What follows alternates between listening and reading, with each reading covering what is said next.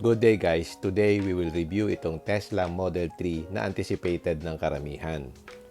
The Tesla brand has been around for several years already at ngayon lang ito dumating dito sa Philippine shores. Ang Tesla nga pala sa mga hindi nakakaalam is an American brand. Since nakilala na rin itong Tesla especially sa Amerika, so marami rin ang naghihintay na dumating ito sa Pilipinas. Kasi we all know na itong Tesla is one of the most innovative brands in the world. Siya yung nag-introduce ng special features saka yung mga high-tech features, especially yung autopilot. So kung high-tech talaga ang pag-uusapan, si Tesla ang isa sa mga brands na yon. And what's interesting here is yung pricing level niya is not bad. I think malaking factor yun kasi nagkaroon na sila ng planta sa Shanghai, China. Kaya mura yung pag-export ng products nila ngayon. So yung mga Asian countries will receive itong China-made na Tesla. Basically, yung mga parts niya is solely from Tesla. Since nagkaroon na sila ng planta sa China, doon na siya ina-assemble. Dati kasi sa Amerika lang, specifically sa California, ang plant ng Tesla.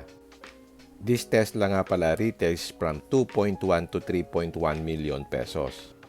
So worth it ba siya sa price level niya? So, let's talk about yung details, yung features, at yung pagka-value for money niya. So, let's start muna sa exterior. Yung design niya is simple, pero modern yung approach. I think one of the key design factors nitong Tesla is yung minimalism. Even yung mga first models nila, to me, mukha silang modern vehicles. I think mapapalingkong ka talaga pag nakita mo in person. Yung headlight niya is full adaptive LED headlamp with daytime running lights. At dito sa front fascia niya is very sleek lang yung design approach niya. Walang masyadong vents since this is an electric car, and pagdating dito sa front fender, dito nakalagay yung 360 camera niya. Na very intelligent, maraming mga configurations na nagre-record. At dito sa rear quarter panel, gusto ko talaga yung design niya. Malinis lang, very sleek, even yung door handle niya is naka-flush doon sa body. Actually, yung character lines niya hindi sharp. Medyo may pagka-fluid. Pagdating naman sa likod, to me, very balanced yung design ng harap, pati dun sa likod. LED na rin yung taillights niya at yung design niya really flows well with the rear of the car. Sa rear bumper niya, meron lang siyang black accent with reflectors at wala siyang exhaust pipe kasi electric lang siya, wala siyang engine. At dito sa likod, naka-spell out na yung pangalan ng Tesla. Unlike before, na ang nakalagay dyan, yung parang badge lang ng Tesla. What's unique here is yung kanyang full panoramic moonroof niya, which extends from the front ng sasakyan hanggang doon sa likod. So, hindi mo siya mabubuksan. Full glass yung roof niya. Pagdating naman sa trunk space, malaki naman yung space niya pagdating sa sedan. It's not too big, so okay lang. At dito sa ilalim nito, meron ka pa ding space na pwede ka pang maglagay ng ibang mga items. Ang napansin ko dito, covered ng parang carpet material yung buong trunk space, even yung upper part. And automatic tailgate na rin siya for a sedan, so very useful yon. Mukha talaga siyang sportback pag tinignan mo sa angle na to. Yung curve ng windshield continuous hanggang dito sa likod o sa trunk, so very aerodynamic yung design niya. Okay, punta naman tayo sa controversial aspects ng Tesla, which is yung interior space niya. Dito yung handle niya is actually flush dun sa body. So sa loob, you will be greeted with the minimalism ng interior niya.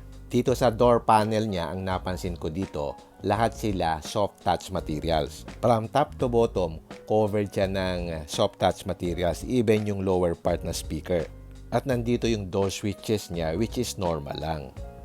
At pagdating naman sa seats niya, it's 10-way power adjustable at ang maganda dito yung driving position. The steering wheel niya is leather wrap at maganda naman yung quality. Tilt and telescopic ang steering wheel at i-adjust mo siya dito sa scroll knob na to. Which is ganoon naman si Tesla, very unorthodox yung mga features niya. So weird ito para sa ibang mga tao. Again, yung seat niya is fully adjustable with adjustable lumbar support. Maganda naman yung quality ng seat.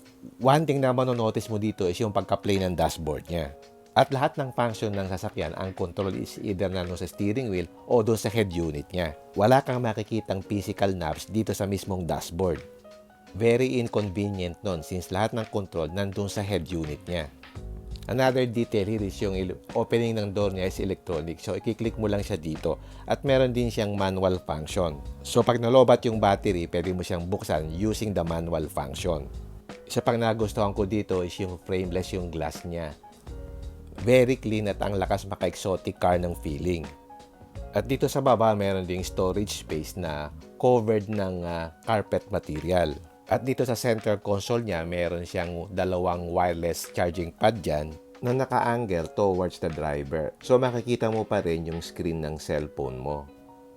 Dito sa steering wheel, nandito yung buttons for the signal lights. At dito sa right, nandito naman siya cruise control at saka yung other functions.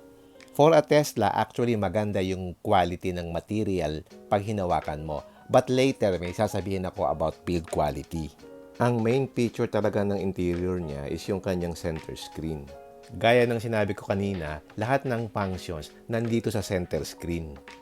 Dito sa Model 3, meron siyang ambient lighting, the whole of the dashboard hanggang dun sa sidings. At dito sa upper part, naka-haptic feedback na rin yung ilaw niya. Dito sa door visor, meron siyang vanity mirror. Pwede mo siyang i-half open. Pagka pinulo-open mo siya, may ilaw. So may option ka na pwedeng naka-open at naka-close yung ilaw. At same din dito sa driver side. Another interesting thing here is naka-full glass yung bubong niya.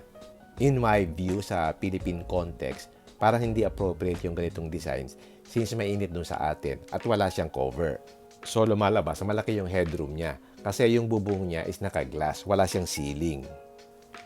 At dito sa center console, meron siyang malaking storage space na pwede mong lagyan ng iyong mga gamit para hindi cluttered. At dito, meron din siyang 12-volt socket for your charging needs.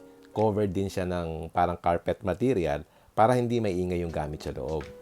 So, pag gusto mong isara, i-click mo lang yan.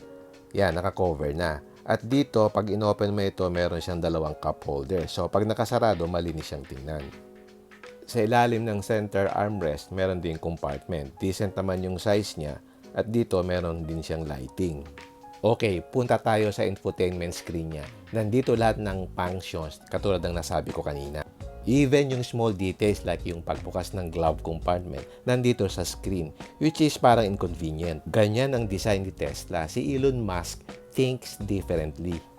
To the point na nagiging inconvenient na yung ibang aspects ng car. Hindi ko na itatakal yung lahat ng features niya since napakarami talaga. Mag-check lang tayo ng mga basic functions para makita nyo. So maraming settings yung sasakyan. Even dun sa performance niya, pwede mong ibahin for example yung acceleration setting niya at yung steering weight, pwede mo din i-adjust at makikita mo rin dito yung battery life niya. I think yung autopilot function niya wala dito sa Pilipinas. Magwo-work lang yan sa US. Nandito rin yung configuration niya sa light, sa display, sa trip, sa navigation, sa service schedule at maintenance. At dito you can see na meron din siyang TPMS. Ang isa pang unique dito, ang gear shifter niya nandun sa screen. So doon ka mag-a-adjust ng gear shifting. So pag nasira yung screen, may problema ka. So, sa pag-drive nito, pagka mag-gear shift ka, pipindutin mo lang sa screen para sa drive o kaya pagka yung park. So, dependent ka talaga dun sa screen sa pag-ooperate nito. So, yan ang futuristic vibe ng car. So, in terms of interior design, mafe-feel mo din yung futuristic vibe. Okay, check naman natin yung rear seat. Same story goes, meron ding map pocket dito sa likod ng driver's seat. And you can see here the ambient lighting continues dito sa rear door. And soft touch materials pa rin dito hanggang sa likod. Nandito sa windows niya at yung additional cubby space. Electronic pa din yung pagbukas ng pinto. By the way, wala siyang physical key. Ang ginagamit is yung card. So, itatap mo lang siya dito sa area na to. Pagdating naman sa space, okay naman. Malaki rin yung space kahit na naka-move yung driver's seat niya. Medyo mataas ng konti yung floor niya. Pero flat naman dun sa center. And since electric car siya, yung battery nandun sa ilalim ng flooring. Kaya medyo affected yung height. At dito sa likod, meron din siyang screen. You can control yung climate system dito. So, pwede mong i-adjust yung buga ng air conditioning. So, pwede mong i-adjust pataas, pababa. So, pwede kung saang direksyon na gusto mo. You can also control here yung front passenger seat. So, kung kailangan mo ng space sa likod, pinutin mo lang ito, mag-a-adjust yung seat mo sa harap. Sa mga luxury cars, ang control nandyan sa seat. Dito, nandito pa rin sa screen. May function din siya na heating and cooling dun sa kanyang seat. So, ventilated seat siya. Yung screen niya dito, saka yung sa harap, parang Android actually. Pwede kang manood ng Netflix, pwede ka ding maglaro, at marami talaga siyang functions na usually hindi binibigay ng ibang brands sa ganitong price level. If you have small children, siguro mag-i-enjoy sila dito sa likod kasi meron silang entertainment system. Sa space, okay lang siya. Napansin ko lang, wala siyang center armrest dito sa middle. Even dun sa driver and passenger side. Dito, meron siyang additional hooks. Wala siyang grab handle at meron siyang ilaw dito na haptic yung controls. At dito sa front passenger side, automatically adjustable naman yung seat niya. So yun, that sums up the interior of the Tesla. In short, very minimalist yung design approach niya. Hindi mo siya makikita sa mga modern cars today. So if you are not in that kind of design language, hindi para sa iyo to. Okay naman yung interior design niya. Yun nga lang, yung mga functionality, nandun lahat ang control sa screen, which is nirereklamo din ng mga Amerikano. But ganito talaga si Tesla. Very unorthodox yung design approach niya. So sa front part niya, since wala siyang engine, so ganito siya. Meron lang siyang compartment niya na pwede mong lagyan ng mga items. At additionally, si Tesla is known for safety. May mga hidden features yan na wala sa ibang cars. For example, kung may pedestrian na tumawid at na-hit mo, the hood will absorb the impact. So it will lessen the injury ng pedestrian na natamaan mo. Actually, si Tesla is known for high safety ratings. Expect mo yan sa lahat ng model ng Tesla. Punta naman tayo sa exciting part, yung performance niya o yung electric motor niya. In the Philippines, meron tayong tatlong variants. Meron tayo ng rear-wheel drive variant, meron ding all-wheel drive long-range variant, at saka yung performance variant. Yung rear-wheel drive variant, meron siyang range na 491 kilometers and a top speed of 225 kilometers per hour. Ang presyo niya is 2.1 million. Yung long-range all-wheel drive naman is dual motor siya. Compared dun sa rear-wheel drive na single motor lang, ang price niya is 2.489 million. At ang range niya is about 600 kilometers na. Yung performance variant naman retails for 3.09 million. Ang range naman niya is mababa dun sa long range, which is 547 kilometers. 3.3 seconds lang, 0 to 60, at ang top speed niya is 261 kilometers per hour. Pagdating sa performance ng electric motors, si Tesla naman talaga ang unang nag-introduce ng mabibilis na electric vehicles. So yun yung isang perk niya, 0 to 60 kilometers per hour, a breeze lang. Since electric siya at wala siyang internal combustion engine, instantaneous yung torque. Yan ang maganda sa electric vehicle, hindi ka mabibitin sa straight out power.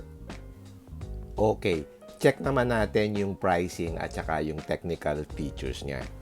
Yung Tesla Model 3 ay available in 3 variants. Yung rear-wheel drive is 2.1 million, yung long range is 2.5 million, yun yung all-wheel drive. At yung performance is 3.1 million. Depende sa variant, magkakaiba yung power niya. For example, yung rear-wheel drive, 170 kilowatts yung motor niya. Yung all-wheel drive, 250 kilowatts yung motor niya. Yung battery capacity nila is parehong 82.1 kilowatt hours. Tapos yung maximum output is 279 horsepower and a maximum torque of 330 Newton meters. Yung transmission niya is automatic single speed reduction gear. So depending on the variant, nagbabago yung power at saka yung range niya. At ang warranty niya is 4 years or 80,000 kilometers. By the way, itong gray yung base model. Ano naman yung itsura ng performance variant? So, ganito yung itsura niya. From the front, merong additional side vents siya. At yung wheel set niya is different yung design. At meron siyang bigger set of brakes for better stopping power. Sa interior naman, nothing has changed. All black yung interior niya. At pwede mong i-configure kung ano yung color combination ng interior niya. And I think distinguishable naman yung difference ng base variant at ng middle variant dito sa performance variant na dual motor. Meron pa siyang additional na spoiler dito sa trunk lid.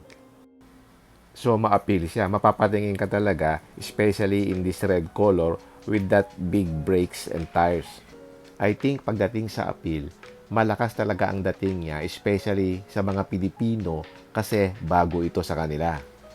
Which leads me to its pros and cons. Ano nga ba ang pros and cons ng Tesla Model 3 or Tesla in general? Ang number one is yung performance at yung powertrain. Tesla is widely known for its electric powertrains, offering excellent acceleration, efficiency, at yung long range. Another pro niya is yung tech and innovation. So kung mahilig ka dito sa innovation saka yung nice design, mag-a-appeal talaga sa iyo itong Tesla. Kung futuristic lang ang pag-uusapan, si Tesla ang kayang mag-cater ng ganung feel. Another pro niya is yung software excellence niya. Si Tesla usually merong regular update dun sa kanyang software. So even yung older model, hindi mapag-iiwanan sa user interface. Another pro niya is yung safety ni Tesla. Pagdating sa safety, it's one of the highest scoring rating na sasakyan or brand per se. Pagdating sa crash test at even do sa pedestrian safety, isa si Tesla sa pinakamagaling dyan. And in relation to innovation is yung cutting-edge technology niya. Si Tesla ang isa sa unang nag-introduce ng self-driving o yung autopilot. At kung gusto mo maka-experience ng iba at high-tech feeling, si Tesla makakapagbigay niyan. Another pro nito is yung lower maintenance. Since fewer moving parts, mas lower yung maintenance niya. Unless hindi ka pa nagpapalit ng battery, maintenance would not be an issue. Another pro niya is yung pagka-eco-friendly niya. So wala siyang smoke emission gaya ng ICE, so it helps in environmental protection. Another positive here is yung electric powertrain durability.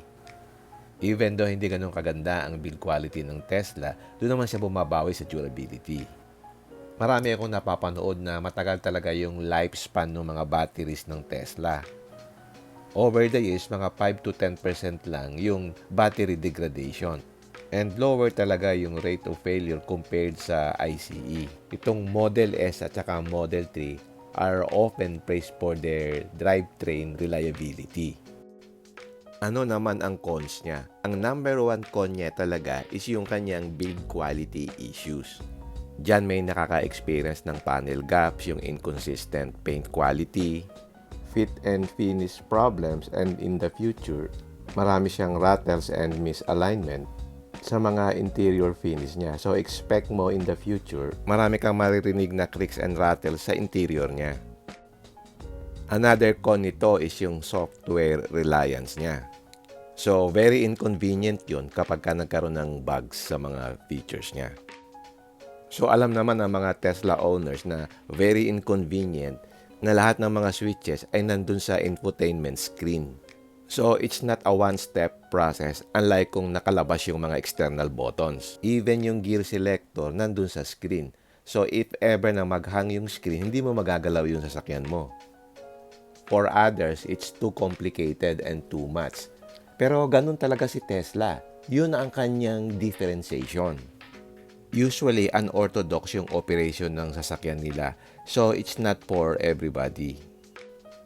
Another con nito is yung hindi pa well-developed yung charging infrastructure dito sa Pilipinas. Although, dumadami na sila, kaya lang talagang very limited pa. So, if you're planning a trip, dapat talaga pinaplano mong mabuti. Anyway, in the future, dadami naman yung mga charging stations, so this issue will be addressed. Another con for me is parang nawawala yung soul ng kotse, especially kung sanay ka dun sa internal combustion engine. So when you are driving it, para bang it feels na artificial kasi wala kang maririnig na noise gaya ng sa internal combustion engine. Wala kang maririnig na noise, wala kang maririnig na vibrations na sometimes hinahanap ng buyers yung pagka-rawness ng sasakyan. On the other hand, yung mga ibang buyers naman would prefer yung quietness naman ng sasakyan. So it still depends on the buyer's preference. It's actually an electric versus an ICE. But nowadays, marami nang nabago ng perceptions about electric vehicles. Okay, let's summarize. Overall, as a brand, Tesla has improved significantly in terms of reliability. Pero hindi pa rin siya as reliable sa mga traditional brands like Toyota and Honda. Some don't like it due to their issues on electronics and build quality.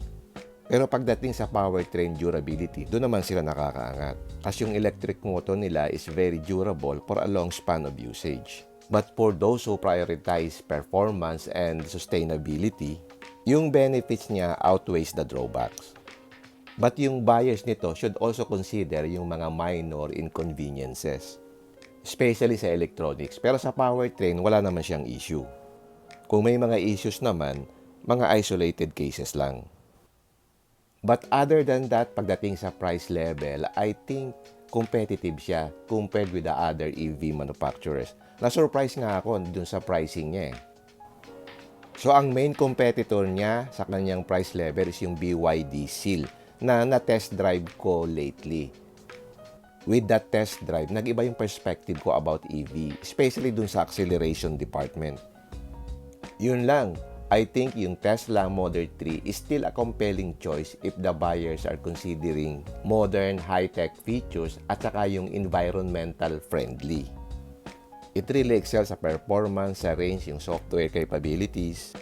So this model is suitable sa mga tech-savvy people na who value yung comfort, yung technology, at saka yung eco-friendliness.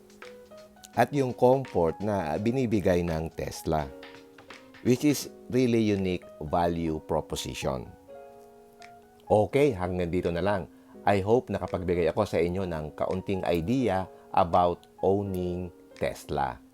Alright. If you like this video, don't forget to like, share, and subscribe. Until next time, see you again my next vlog. Bye!